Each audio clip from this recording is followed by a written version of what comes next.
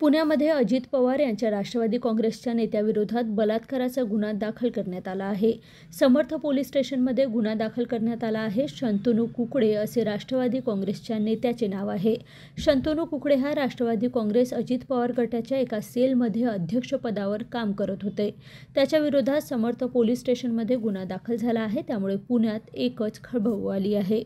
समर्थ police स्टेशनची हद्दीमध्ये आमच्याकडे एक तक्रार प्राप्त झाली होती आणि त्यामध्ये जे तक्रारदार आहे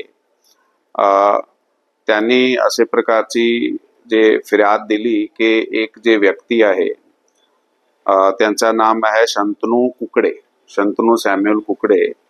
त्याची एक रेड हाऊस फाउंडेशन आहे इथे नाना पेठेत आणि त्या फाउंडेशनच्या आधारे तो जे गरजू लोक आहे त्यांना नोकरी देणे किंवा त्याची आर्थिक मदत करणे किंवा राहण्याची व्यवस्था करणे असा तो इंट्रोड्यूस झाला त्या महिलाकडे।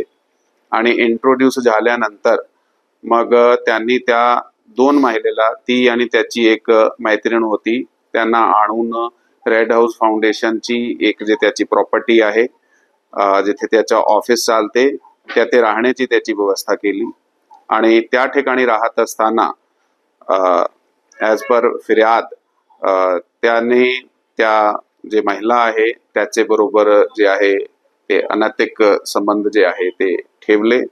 आणि हा इन्फॉर्मेशन जसंही आमच्याकडे प्राप्त झाली आम्ही समर्थ पोलीस स्टेशनला 51/2025 भारतीय न्याय संहिता 2023 त्याचे कलम 64(2) JM 75(2) 351(2) आणि त्याचबरोबर पॉक्सोचे कलम 8, 12 आणि 17 लावून गुन्हा दाखल केला।